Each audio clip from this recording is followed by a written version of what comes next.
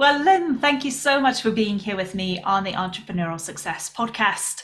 Now, when you and I first spoke, I was really excited to get you onto the podcast because we're going to talk about a topic that I think a lot of people are shying a little bit of away from. Even though it is something that we hear every single day, especially in the media, especially in the news. So I want to talk about this a little bit today. But before we dive in, why don't I hand over to you so you tell us a little bit about who you are and what you do? Thank you. Okay, so my name is Lynn Lapworth, and I founded my business Eco for All just over 3 years ago with the sole aim of supporting anyone and everyone who would like to be more eco-friendly, live a bit more sustainably, but um, just a bit overwhelmed, a bit stuck. Maybe they've started doing a couple of things, but just don't know what to do next. There's obviously this huge misconception that it is expensive. And that was the trigger really for me to start the business. So I support individuals or businesses that want to help their employees do more at home. And yeah, that's what the business is founded on. Amazing. But what made you decide to start this business? Because I feel everybody's always got a story. It's not like you just wake up one day and go, this is it, I'm going to start Eco for All. Yeah, no. What kind of led to that for you to go, this is the business that I want to go into and make a difference? Yeah, well, I mean, we have lived as sustainably as possible at home for quite a long time. I've always been quite ethical. I was like always against animal cruelty in my teens. Um, but I guess when my daughter was born 12 and a half years ago, that really kind of made us stop and reevaluate things a little. So she was in cotton nappies back then, when it wasn't quite so readily available. Um, and we've just done more and more at home. We only buy pre-loved really since I think the start of 2018. I sort of set myself a target for only buying the kids particularly pre-loved clothes because they grow quite quickly. So why pay full price? Um, yeah, and it's just really ramped up from there. I focused on my waste, how much we throw away 3 years ago. I've got that down to putting our bin out 2 or 3 times a year, which I'm quite proud of. But yeah, the real catalyst, I would have to say, is a conversation with another mum, an eco mum, outside the school gates about 3.5 years ago. And she made this comment that just changed everything for me. So all she said was that she was finding it a bit expensive trying to be more eco. And that really is what led to me starting the business. Just Yeah. I had to support, I had to do more, I had to support as many people as I could. Full stop. Yeah. Yeah. So So let's talk about this because I find it always very interesting. Obviously, no matter where we live in the world, we always have things that we see on TV about things that other people are doing. And then we find that, and I'm just going to say it out loud, I'm sure I get shot for saying this, but then there are big companies out there, who obviously do produce a lot. And then we find, well, if I just keep on switching the lights off in my house, it's not going to make a difference because there's huge companies out there who are still polluting the earth, still doing things that are against, the nature of earth. But where can we start to be more eco-friendly, and why does it matter that we start making a little bit of a difference here and there? Okay, so I mean, first and foremost, consumer power counts for a lot. You know, our buying habits dictate what they sell and how they sell. And greenwashing exists because big companies are trying to tell us that they're doing a bit more for the environment because consumers, that's what we're looking for. That's why greenwashing exists. So, because we are now asking more questions about are you carbon offsetting, or which is a whole different conversation, not great in itself in certain circumstances, but the research and development budgets now into being more sustainable are a big thing, you know. So if we change our shopping habits, if we say, right, I'm going to buy loose veg over veg wrapped in plastic, then that's what the supermarkets are going to provide more of, and certainly try and make it as affordable as possible. So it's the message that we send is quite powerful. And then there's also the managing our eco anxiety. So I'm sure it's not just me, but the more we find out about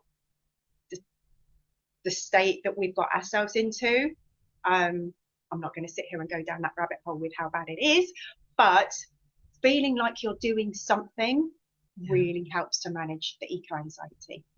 Yeah. Yeah. So do you have a couple of tips that you can give us just by making small little tweaks as of today? But again, coming back to what you said earlier on, making it easy for ourselves and affordable, because I think a lot of people have this concept that as soon as you start going green, organic, as soon as you start going more the eco-friendly route, you start paying more. Yeah. Okay. So the premise of my whole program is that I'm going to save you money so there's 4 big areas basically: switching to reusables, which also saves money in the long run and reduces your waste. Yeah. There is buying pre-loved. If you can buy pre-loved, then maybe you can afford to buy better quality, which is then going to last longer, which is also then going to save you more money in the long run because you don't have to keep replacing quite so often. And then reducing waste because it's not got holes in it 5 minutes after you bought it. All of those wins. Reducing energy, which is huge, obviously, and I have lots and lots of little tips around that. And reducing food waste. Yes. So something like 1/3 of food produced globally is wasted, which then sits in landfill and emits methane. So those are the 4 big areas where you can save money. And if you're saving money over here, then maybe you can buy a little bit more organic food. So going back to the tips, so one of my favorites, which is a really simple one, is just sticking the word landfill on your kitchen bin. Yeah, just as a prompt as to where everything that goes in there ends up. Okay, it might be incinerated too, but landfill's quite impactful. And then you kind of start to begin to monitor what goes in there. And you're a bit more conscious of like, actually, is that something that I can swap for a different way it's packaged, or that sort of idea. Is that actually something that I could be reusing somewhere? All of those sorts of thoughts then start to manifest. So that's quite a big one. That's how I sort of started my reducing my waste, just by thinking of that as a landfill bin, not just it's going to go away somewhere and magically disappears off the planet. So that's one. As far as energy saving, my goodness, there are lots. So I have am I allowed to talk about a business that I've worked with? Give them a little plug, or would you rather? By all means, yes, there's nothing wrong with that. Okay, so my first kind of lunch and learn client was Triton Showers. They are doing huge things to reduce their emissions. Massive things. They have a whole team of people working on their sustainability. And on their website, they have a calculator. So it's a water and energy saving calculator. So there are 3 things that you can adjust on your daily shower. Again, this is something that we're doing daily, so it's going to build up really quickly. If you can reduce your shower by 3 minutes, reduce the flow, and reduce the temperature, yeah, you can save yourself over £250 every year. Wow. Quite a big win. That's just one change to a daily habit, and I have lots and lots of those. So yeah, even like a 5-minute saving somewhere along the line with your energy, like turning the oven off a few minutes early, let the things still cook in the heat inside. 5 minutes is still equates to 24 hours of energy saved over a year. Yeah. But see, what I love about what you're sharing is these are things that we don't consciously think about. We all have our own little habits of how we do things. Switching on a light, walking past, forgetting that you switched on the light, not switching it off. using the oven constantly. Um, Tiny little things. And I think it's also coming back to us being consciously aware of what it is that we can do instead of just falling back into our old habits the whole time. And knowing that because you are now consciously aware of these things, which is why I love having this conversation with you, now we can start thinking, hey, what is it that I can just do? As an example, you just said that you sometimes put your bin out twice a year to get collected. Yeah. And I want to pride myself a little bit by saying, I've got a little compost heap in my garden, okay? All my food waste that goes into composting can go in there. The council where I live, they do recycling. They collect all the glass, the plastic, the paper. And I love it. It is so satisfying actually to put a bag out with all the stuff that will be recycled, and then a smaller bag with all the other waste. And I'm kind of always comparing, it's like recyclable, smaller waste, compost. And it is such a good feeling, but it is true what you're saying, that if we just starting to make these tiny little tweaks, and it doesn't all have to happen in one go, which we'll talk about next, but changing those habits will make a difference. And this is what I want to ask you, how small are those changes that we need to start making just to change the habits of how we work and how we live daily?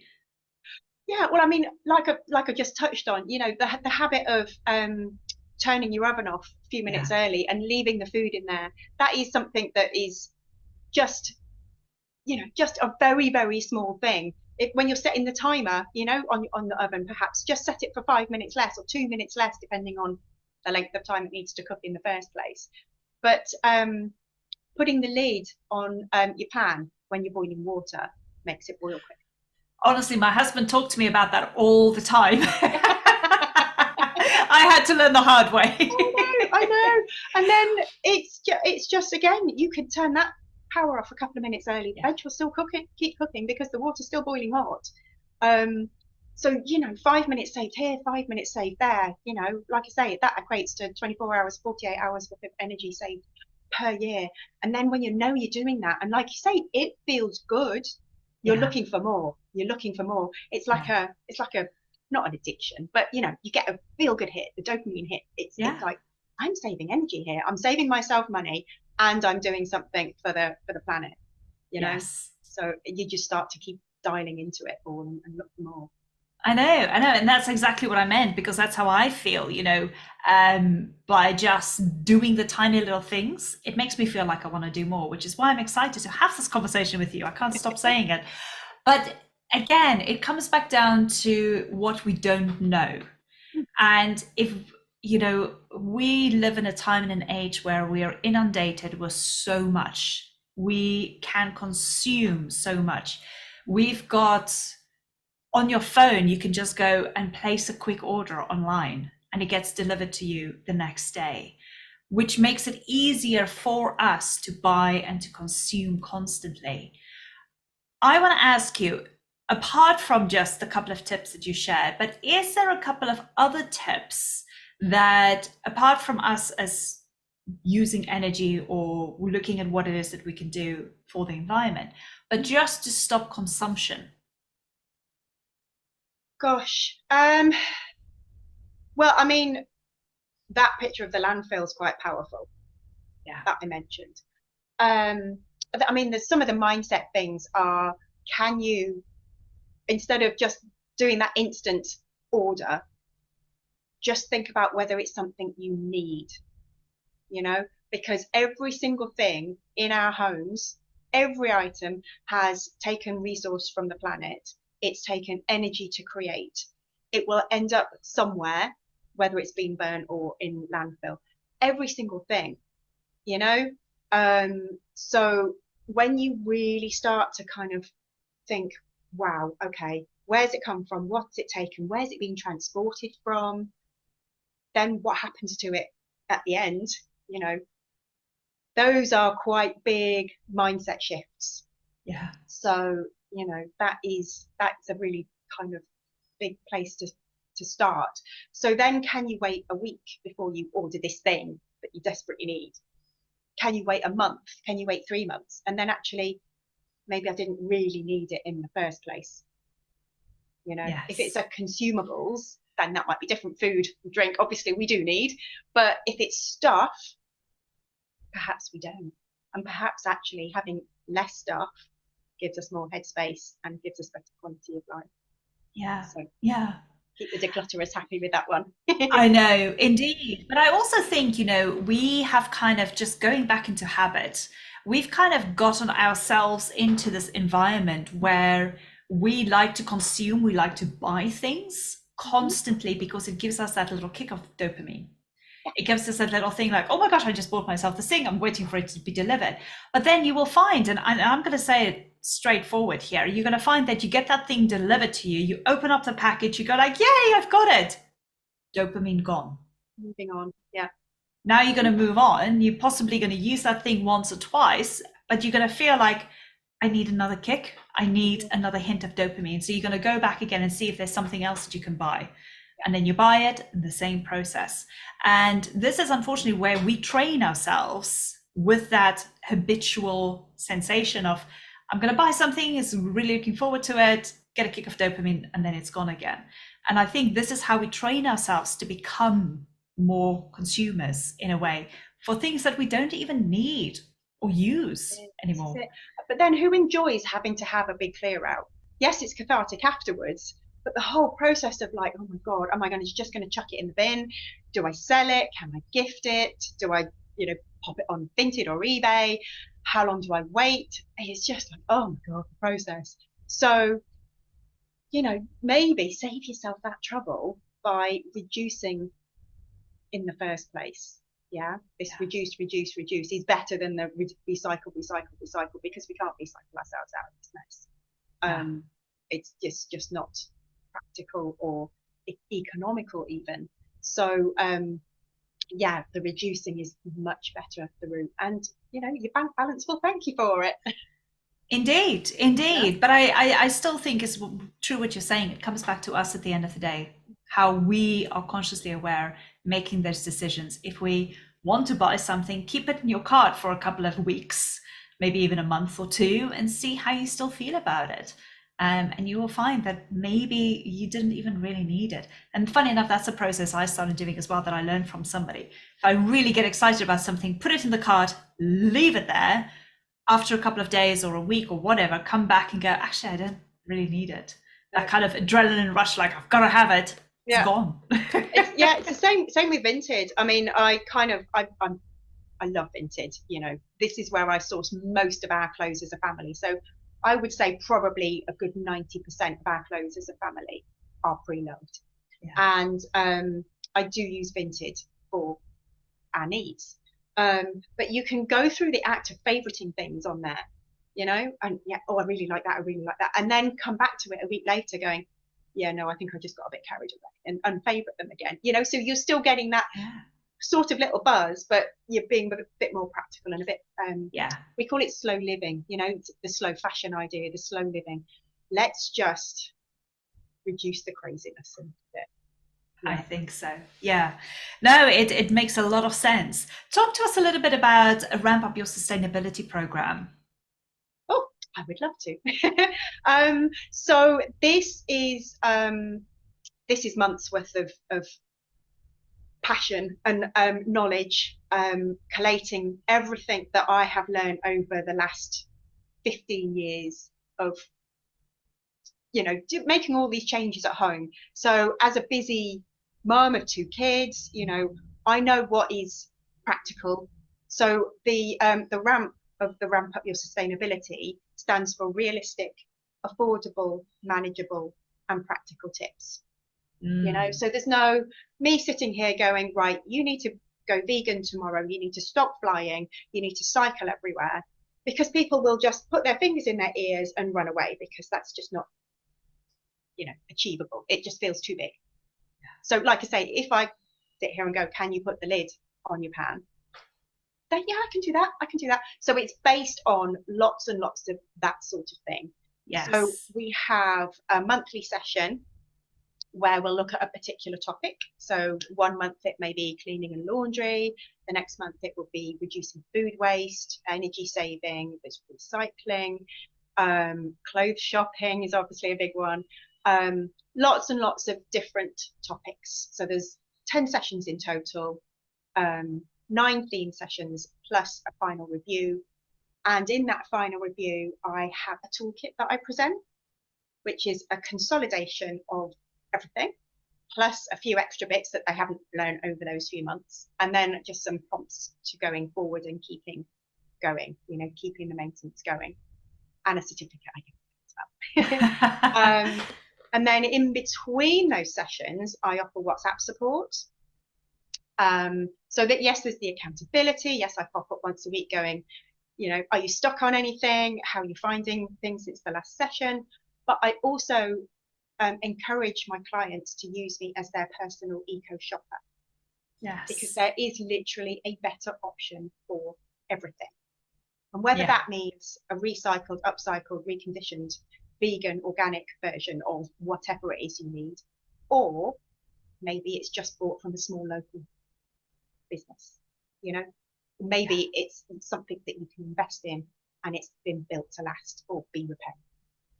There's always a better option. So, getting my clients to get into that habit of using me as their personal eco shopper means that they then develop the thought processes and the techniques of, and the businesses that I recommend. There's accreditations to look for. There's all of that that's built in just to help avoid the greenwashing. And I love that. I think it's such a great way for us all just to start working a little bit on each of those things that we have never thought of in order to just be a little bit more eco-friendly. But at the same time, with you being there, guiding them, showing us what are these easy, affordable steps to take, instead of just feeling like, oh my gosh, I've got to conquer this mountain on my own and do all of this, and I just don't feel like doing it, so I'm just going to give up already before it even started.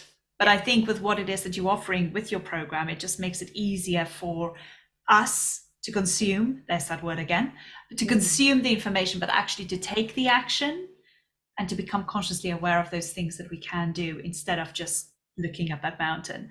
You've got another program as well. You call it your corporate lunch and learn. You mentioned that a few times as well. What is that actually about? Because that sounds quite interesting. Okay, so this really was, it came about when it was Triton, actually, Showers, that approached me basically to collate some of my top tips and put them in a lunch and learn session for their employees, because they are quite a forward-thinking business, as I've already mentioned. So so that really was a kind of a way of me of reaching more people in one room, in one go. And it's just to start triggering the kind of, oh yeah, okay, so it is that easy, or if I do that, then those are the benefits, or this is maybe how it's linked in with my health, for instance. I touch on the use of pesticides and how awful some of the pesticides that are used are for us. We're talking carcinogens and endocrine disruptors on our food. So it's the awareness, it's the education, and again, I can reach more people. That's brilliant. Oh my gosh, I love it. And I love having this conversation with you, because I think it just brings some of those things to the forefront of how easy, number one, it is for each of us, every single person listening to this episode right now, just to kind of think, if there's one thing I can change today to make a small little difference, what would that be? And then once you find you do that, you kind of feel good about yourself, and that's going to lead to the next thing and the next thing and the next thing. So we all just have to start with one little thing. And I think this is also where you have got an amazing top tips on eco-friendly laundry, because we all do laundry, especially if you're a mum with a whole bunch of kids in a family. And tell us a little bit about these top tips and where people can get it, basically. Okay, so I write a monthly newsletter. So again, I don't bombard people's inboxes, because actually, again, something that I talk about from time to time, every single email has a carbon footprint. It all takes energy to send, and if we're then factoring in attachments and replies to dozens of people, the carbon footprint of that email gets bigger. So that again is something that not many people sit and think about. So yeah, I only send a newsletter once a month, and I write a blog, so it links into the blog. But it is something that when you subscribe to my newsletter, you get my 5 top tips on laundry, better laundry habits. And actually, these 5 top tips, one of my clients has managed to halve the amount of laundry that she does. Oh my goodness, I love that. She Who likes wouldn't me want a to lot. halve the amount of laundry they have to take care of? Yeah, You know, whether it's yeah, every day, every week, every month, I yeah, think everybody would like to halve their amount of yeah, it laundry. does. So it makes Yeah. a lot of sense. So for those of you listening, if you would like to halve, if you can, your amount of laundry, but also think about it from an eco perspective, and you know, with everything else that we've been speaking about today, just go to sign up to Lynn's newsletter. The details will be in my oh, almost said in my chat box. It's not a chat box, in my show notes. See, this is where it comes, where my brain just went completely blank. The details will be in my show notes. Go and get it there. And then also feel free to connect with Lynn via her social media and also via her website. All of those details will be in my show notes as well. But gosh, Lynn, I just wanted to say thank you so much. It's been so great to have this conversation with you, even though it feels like it's the second time I'm doing it, because you and I already had a great conversation before the episode. Yeah. But I appreciate the fact that you came on and just shared some of these tips. And like I said, even if one person from this episode just start making a little bit of a change, I feel that we've done it justice. Absolutely. It's been my pleasure. Really lovely. Thanks very much. Amazing. Thank you so much. I'll speak to you soon. Yeah, look forward to it.